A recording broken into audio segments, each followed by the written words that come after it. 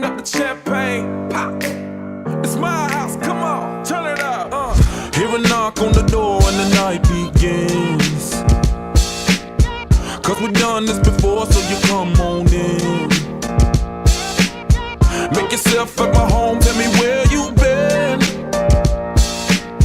Pour yourself something cold, baby, cheers to this. All right, welcome to another edition of Press Pass Live, and we are back at it, a full crew, finally. Let me welcome in the greatest two co-hosts that a show could ever ask for. We've got Winovus and Dawgs with us tonight, guys. Welcome back to the show.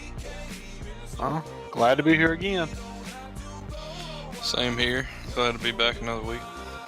Are we staying dry, or are you guys getting soaking wet with all the rain? I'm staring at the sun, so I think I'm good right now.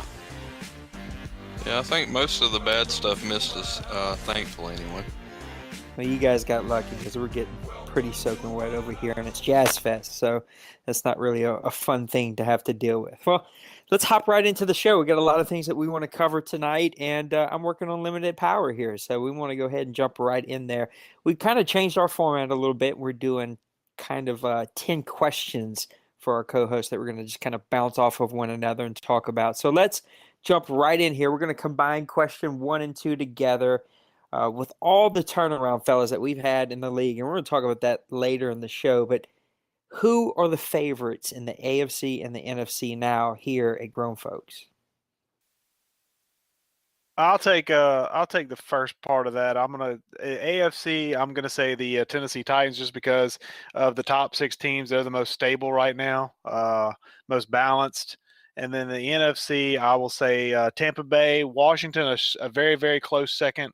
But I say Tampa Bay is kind of the favorite, with Washington being that dark horse to come in and potentially win it all for the NFC. Yeah, I have to agree with you in the AFC. Titans the favorite there. They've been here throughout. Got a real strong team. Looking at the number 1 seed, sitting at 12-2 with a game against the Browns, and then the Jets, who are currently open. So worst case, he's going to be sitting 13-3 going in the playoffs, more than likely at a number 1 seed. Looking at I went with the Redskins in the NFC. I think that the guy has he's got a really good team. He hit a tough stretch there for a little while, but closing out the season, going right now, this week versus the Texans and next week versus the Eagles, who are both currently open. So you're looking at 2 wins, more than likely to end the season at 11-5. So I've got the Redskins as a favorite, no matter what seed they are. The Buccaneers, a very good team. Rams playing some good football here of late. But I'm going to stick with the Redskins in the NFC and the Titans in the AFC. So no love for the Rams this week. We'll talk about them in a little bit.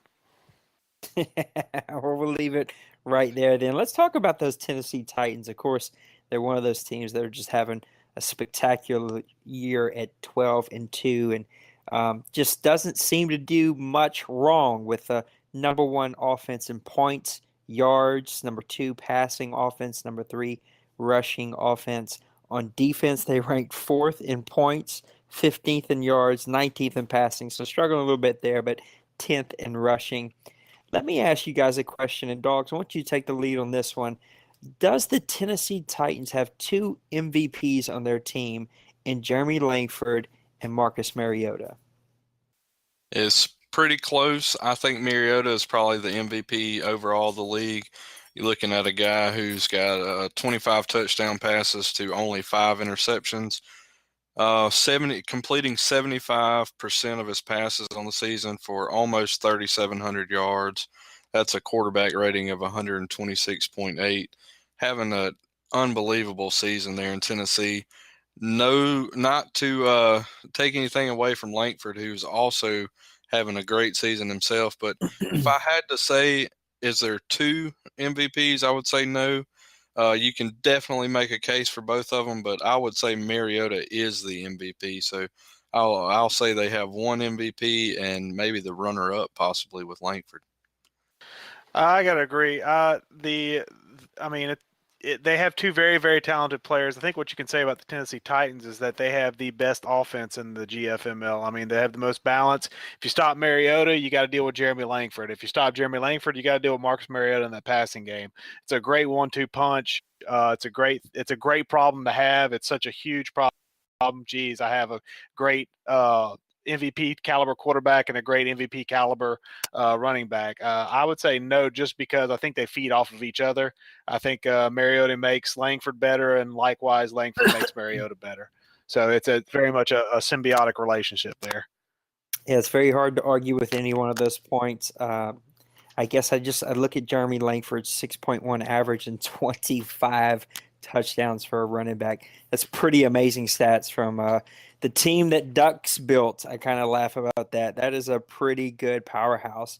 Let's talk about one of the teams that we were mentioning a few minutes ago, the LA Rams, a team that has really drafted high over the last few years and really been a team that has been built around speed and athleticism and from every aspect of their team, from the quarterback to the receivers.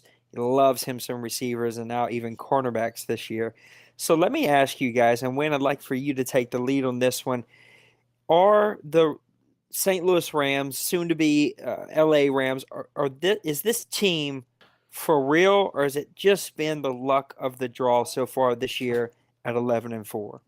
I'll be honest with you. Having been away a little bit, I would have to say it's luck of the draw. The biggest luck of the draw is Nolan checking out mentally on the GFML and finally getting out of there physically.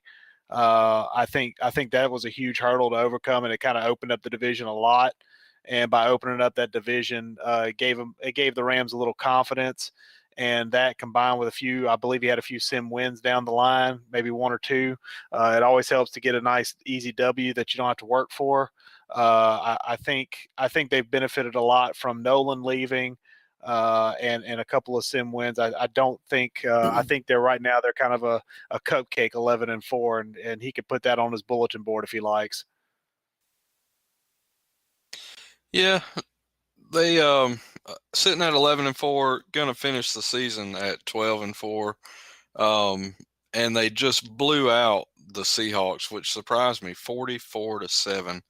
I know the guy has had he's had some luck with the schedule, kind of hit some guys, hit some teams with open, no owner there. So there for a while he was getting sim wins, and he had to play the CPU a couple times. He'll get to do that again, I believe, next week as well.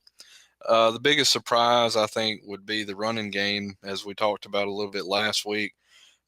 Trey Brandon, who did get hurt, but look at his quarterback, only completing 60% of his passes, but for right at 3,152 yards.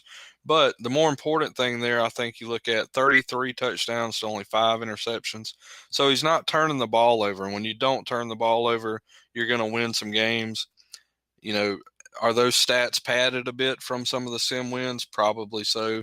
The dude, he really does like his speed. I hadn't had the chance to play him just yet, but maybe I'll get that opportunity down the line. He's got a good roster, good defense. Just put the speed in the positions, and they have equaled wins for him. Daddy Leagues has his team rated at a 77 overall, so that kind of speaks to the speed theory that we're talking about here. So a little bit of luck, a little bit of good, like Wynn said, with Nolan leaving, that probably gave him some confidence that he needed, and it's led to a good season. We'll see what he can do in the playoffs. Yeah, I can't argue anything that you guys said. I guess a couple stats I'll throw out that I find really interesting is that he does have the second rated points allowed defense, the fourth rated yards defense, the third rated passing defense, and the eighth rated rushing defense, which is much more impressive than what I expected to see. And of course, like you said, Dawgs, Aiden with 33 touchdowns and only 5 interceptions. Trey Brandon averaging 6.3 yards a carry, only 11 touchdowns. And what I really like is that his receiving game, even though Ellen Moore is going to be the guy that he really looks to, he really has learned how to spread the ball around a little bit more. That's a very interesting team, but it's hard to argue with the point that you guys made, and it'll be interesting to see what he does once the playoffs have started, and he gets to find out if he can really hang with the big boys. Let's move on over to the NFC East. Dogs, who do you feel like could be the team that's going to come out of the NFC East and win that division? It's a solid division. It kind of sucks that we did just lose the Eagles and the Giants owners. So right now, you got Steve there with the Cowboys and the Redskins. So with the schedule that the Redskins has, like I said earlier, he's got two wins basically to close out the season. Going to be sitting at 11-5. I don't see Steve able to catch him. Steve would have to win out, and the Redskins would have to lose out, and I don't see that happening unless he quits, which, as we've seen, anything is possible. So I would definitely go with the Redskins, and I'll go ahead and say now I kind of hinted at this earlier, but the Redskins will be in the Super Bowl probably versus the Titans unless there's a surprise out of the AFC. But he drafted himself a quarterback in Tim Blake, who's had a solid year for him. He struggled with that spot with the turnovers before. Alfred Morris still kicking 1,100 yards, 7 touchdowns. So I mean, he's got a solid roster, and he's going to win the NFC East, and he will win the NFC as well. Yeah, I gotta agree with you. The Redskins are the team to beat. There's only 2 guys in that division right now. Dallas, I know, is going out of town, so they're going to be kind of at the mercy of the CPU those last 2 weeks. And I don't. I mean, it would be very hard for me not to see the Redskins win. I'll just put it like that. The Redskins, it's pretty much they would have to fall flat on their face and have a monumental collapse to not win that NFC East.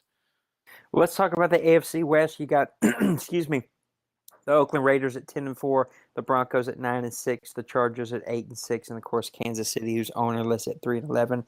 Win, who do you like coming out of the AFC West? I gotta go with the Oakland Raiders. Their offense has been lights out with Terrell Pryor and Kobe Fleener and slot wide receivers out the yin yang. I mean, he's made Terrell Pryor look like a genius, and that's a very difficult thing to do. I gotta give it to Oakland. Denver's gonna give them a run for their money, but I think in the end, Oakland ends up representing the AFC West. Yeah, I agree with you, and the only thing that I would say is the Raiders and Broncos play the last week of the season. I still think the Raiders end up on top. Still got the Chargers in the mix there at 8-6, but probably too far gone now to say they're going to win the division. Possibly still a playoff appearance for the Chargers. Could have 3 teams out of that division. It's been kind of that division all season here. It's got the Chiefs have kind of been MIA all year, even when they did have an owner. But those 3 teams have battled all season. You'll end with, like I said, the Broncos playing the Raiders. This week the Raiders play the Chiefs, which is, as we've mentioned, an ownerless team. So you gotta think they're going to get to 11 wins no matter what. Then you got the Broncos to end it. I just think the Raiders, both games are at home for them. I like them to win the division. As you said, some of the stats are, I don't know, man, a little worrisome, to be honest. Terrell Pryor completing 65% of his passes for 26 touchdowns, 3,000 yards. Murray's a good back, right at 1,000 yards, 16 touchdowns. So it's a good team. He's got a good group of players, and I think he wraps up that division this week with a win against the Chiefs. Yeah, the guy really knows what he's doing over there on offense. Let's talk about the Cardinals for a second, and we'll start with Win on this one since, Dog, you actually own the Cardinals. The Cardinals have been the top team, or at least one of the top 2 teams in the league since we were farmed this Madden, and yet it looks like they have a tall mountain to climb and probably will not make the playoffs this year. So is it a bad and harmful thing for the league that the Cardinals will not be showing off all of that talent that they have there in Arizona? Quite frankly, no offense to Dogs. I know he just took over the team. No, mainly because the guy that owned them before Nolan, like I said earlier in previous comments, he checked out mentally on the GFML a while back. He finally got out physically a couple of weeks ago before some other stuff went down that we're going to talk about later. Um, I just he was basically just kind of operating in autopilot mode. If Dogs ends up not able to get that team to the playoffs, it's not Dogs' fault. Previous ownership basically just kind of let that ship sail, and that's on previous ownership. That's not on current ownership. Yeah, it taking over that team, with a team that Nolan, who's a great player on the sticks, it's big shoes to fill, I guess. But I'm agreeing with Wynn on one point. I think Nolan had checked out a long time ago, even going back to whenever he stepped down from the board. So I don't know that it's a bad thing that I'll say because I am the Cardinals won't make the playoffs. I still have a fighting chance anyway, and I will do my best to get that team into the playoffs. No guarantees with the Chargers and then the Seahawks to end the season, but sitting there, I knew when I came over that the first game that I had was going to be a big game. Ended up huge scheduling conflicts with the Bears. Couldn't play till almost midnight my time, so ended up losing that game. And then I knew from there it was going to be tough with the Redskins and then the Vikings, two playoff teams. Then you look at the Chargers fighting for the playoffs and the Seahawks. So four potential playoff teams to end it there. Always going to be a tough ride. I didn't go over for an easy ride or an easy playoff spot.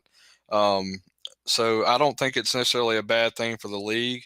It gives some guys a chance like the Rams to win that division who's basically had no chance to win that division with Nolan there. So I'll do my best to get them in the playoffs, but it'll be a tough go for sure. Well, let's talk about all three of our favorite thing in the whole league. Let's talk about some rookies. Dog, why don't you start this one off? Give me your most impactful rookie in the Grown Folks Madden League this year. All right, I'm going to take this from a standpoint, and I'm going to say the most impactful rookie to the stat sheet is Tank Graham. 77 catches, almost 1,800 yards, 20 touchdowns. That is ridiculous. We've talked about this guy before. He is an absolute monster the guy is 6'4", 233. He's 97 speed, which is ridiculous. The numbers don't lie. The only thing that I will say, and I think Wynn's going to touch on this here in a second, is the numbers did not result in wins for the Eagles. The Eagles sitting at 5-9. So I took the approach of the impact that he made in the stat sheet, and I think those are probably records. I don't know the stats from the first year, but I don't imagine anybody had those. So I will say from a stat standpoint, rookie impact, Tank Graham. Well, I'm going to go from the way I view impactful, which is I want wins and losses. I want more wins than losses on my stat sheet. And while Tank Graham was quite impressive from a standpoint of receptions, yards, touchdowns, just a force as far as putting numbers on the board, I want to put W's on the board. And my guy's going to be Tim Blake, quarterback of the Washington Redskins, picked up in the first round, late first round. Kid throws 351 passes, completes 66% of them, just a shade under 3,000 yards, 26 touchdowns, 11 interceptions, and really solidified the quarterback position for Josh there in Washington. And that's been his downfall, really, is spotty quarterback play. I mean, he had Logan Thomas there at one point. I know he had, I want to say he had RG3 there for a minute or so. He's had all kinds of quarterback issues. He finally found him a stable guy in Blake, the rookie, and Tim Blake has single-handedly made this Redskins team really, really scary going into the playoffs, because now they don't have to worry about potentially throwing the ball away via interception and ending a drive. Blake can actually finish drives, whereas guys like Logan Thomas, Robert Griffin III, they were killing drives for him in the playoffs and in tight games. This kid's winning games for him. I got to go with Tim Blake. Yep, and so that is going to be a look at grown folks all the way up to week 16 we're currently in. So I encourage you guys that are listening to this, go ahead and check out the games. We try to avoid covering some games just because it takes up so much time, but go and check out some really good games. I'm kind of running out of some power here, so we're going to wrap up the show on two last things, and I want to give you both an opportunity to kind of just share your thoughts. But before we do that, I'd like to go first. We have been through a lot here in the last, probably this whole season, the last couple of months, really. We came off of what I felt like was one of the most spectacular drafts that I've ever been able to participate in. Win and I did a great draft show, just a lot of fun, a lot of momentum, a lot of excitement. We had a lot of new owners. I say that 4 or 5 new owners that I felt really good about. And yet we've kind of hit that wall. And every year every Madden League hit the wall. A lot of Madden Leagues are beginning to have to shut down. They're kind of forced to shut down because it's that time of the year. I hear these excuses. It's pretty outside. I want to go outside, blah, blah, blah, whatever. It's still at the bottom line, as Dawgs said in the board chat the other day, it's 1 hour a game every 72 hours. It's not asking a whole lot. And this year we've had the most turnover that we've ever had. We've had a lot of really mainstays, such as Nolan, such as the 2-time GMFL champ in that dude who has resigned and quit. We also were able to have some demons faced and look at some owners who just weren't working out, and even caused our favorite co-host here, Win, to walk away for a little bit. And we were honored that he would come back and rejoin us and help us try to finish strong. And so in the process of letting Term go, he caused a lot of issues and ended up having people join the league just in order to let people go. And we now are sitting with 7 open teams, and we've lost a lot of really good owners. We've lost a couple of good owners that had checked out on us, and we've lost some bad owners, which is a good thing. And I just want to say that as a league, I've got some really good, great guys here. We've got great guys here that really are dedicated to this league and dedicated to making it the best that we have. Win and Dawgs give time to this. Guys post blogs. Win puts tons of time and effort, energy into the draft, into his boards, and just trying to take this league and make it a notch above. I feel like we have simplified some rules.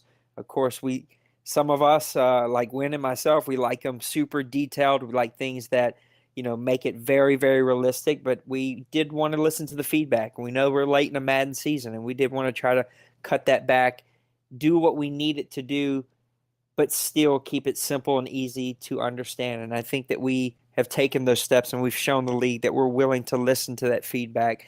But at the same time, we still have some standards that we have to hold to.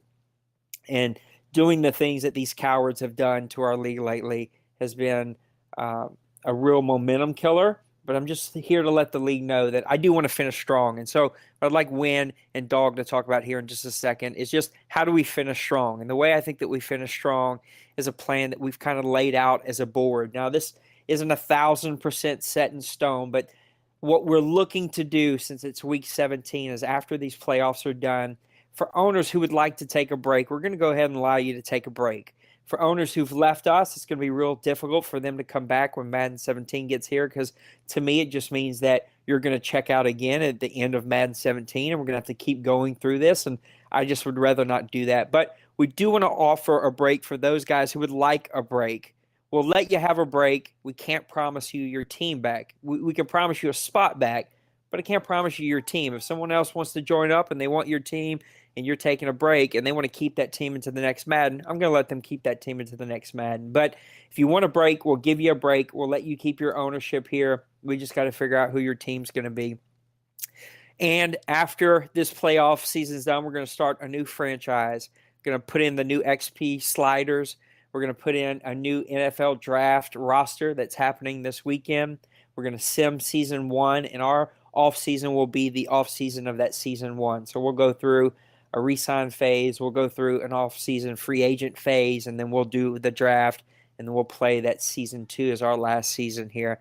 And I really want us to finish strong. We're going to keep pushing out these blogs and that we post all the time. We're going to keep pushing out the Press Pass Lives. I'm going to keep doing the hot seats and the website. And I know Wynn has got some things that he's working on for the next Madden. And we're going to keep pushing. Our coach-only league is going well. We've got like 7 or 8 guys that are in there, and that's a whole lot of fun. So we have options to keep this fun, to keep this interesting, and we want guys to plug in. So before my computer dies on me, I just want to say we're going to keep pushing forward. I really appreciate, especially these 2 guys on this podcast and all the work and energy and effort that they put into. Even though we may not see eye to eye on everything, we know when we need to give in and move forward as a league and make decisions that are best for the league. And I have shown the board and the league that I'm willing to make some tough calls and letting people go that, maybe I held on to way too long. And so with that said, I'm going to give these guys an opportunity to say what they feel like it's going to take for us to finish strong. We're going to wrap up the Press Pass Live, let you guys go watch some NFL draft. Good luck to your teams tonight. So I'm going to turn it over to you guys and let you talk about what you feel like it's going to take for us to finish strong. I do want to touch on one thing before I talk about. I mean, you've kind of reiterated how the GFML needs to finish strong, but I want to touch base on the situation that happened real quick. And I may have differences with people. I may have opinions that are not popular. I may have opinions that aren't well liked. I may think of things that are kind of goofy sometimes, but at the end of the day, my main goal as an owner in any league I participate in, whether it's GFML, whether it's another league, is the league comes first. And when a guy like I don't even want to refer to him by his name. When the guy like the former Giants owner does what he did, that shows me he can say that he had respect for just the commissioner and not for the other guys. But that shows me he had no respect for anybody. And if you don't respect the league, just pardon my French, get the hell out. We don't want you here. I don't want you here. Nobody wants you here if you don't respect the league. The league comes first. It always comes first. Now, that being said, I think this idea that we've kind of hammered into place, I think is a really good thing. It'll kind of inject some life, especially with this draft coming up, real life NFL draft about to start up. It'll help inject some life into some teams and also maybe give a chance for guys to kind of move around a little bit, maybe try a different team just for a season, take it for a test drive, see how it fits. Maybe they fall in love with a new team if it's not their team. I think it's a real good idea. And I think it's also a good idea for some guys that maybe are just on a little bit of Madden burnout, but still good guys, but just, hey, you know what? I need a break. Let them have their break, give them a spot back if they come back. Maybe not the team they leave as, but at the very least guarantee them a spot for next man. I think it's a great idea, and I think it'll be well received by the league. I really do. Yeah, I have to agree with everything both of you have said. I'll touch on the big blow up the other night first. I think it was a coward move, to say the least. We decided as a board to move on from the guy, and he didn't like it, and he acted like a little baby about it, and he's still acting like a little baby about it. But we're all grown here, and we need to just remember to act that way. I was always taught that respect one another. I mean, respect goes a long way, and when you show respect, you will be given respect. And for somebody to do something like that is just a total, and excuse my French, but it's a total bitch move. I mean, it's uncalled for. It's not needed. Just leave. Go on. Go on about your business. And as far as the going into next year with the new franchise and having the XP sliders and importing these rookies from the draft. I think it's a great idea. Give guys a break if they want a break. It's it's a good idea. I hope it's well received. We thought a lot about it, and all of us work hard. Even the owners, work hard. We just want you to continue playing your games, scheduling your games, and be respectful to one another. That's really all we ask. It's not tough. If you don't want to do the extra stuff, you don't have to. Just follow the rules, respect one another, and we'll be okay. We got a lot of great guys, and looking forward to seeing how this plays out. Yep, I couldn't have said it better myself. Thank you both very much for taking time out tonight to be on the podcast. I actually forgot my charger at work, and so I got to get my charger tomorrow. My wife's going to pick it up because I took the day off, but I will get this all edited out and put out there tonight. I will at least announce the new idea for the new season that's going to be coming up. I appreciate you both. I appreciate the board. I appreciate the owners who've hung in there with us. I know a lot of new guys have come in here in the last couple of months. You're probably wondering, what the hell did I get myself into? But I appreciate you hanging in there with us and being a part of our league and trying to help make this a really great place. So for my two great co-hosts, I am Nate, and this is Press Pass Live. We appreciate it, and we will see you next week here, Thursday night, around 7 o'clock, 7:30 p.m. We'll see you next week. Peace out, fellas. Show me what you do now. We don't have to go out. Welcome to my house. Welcome to my house. Welcome to my house. It's my house.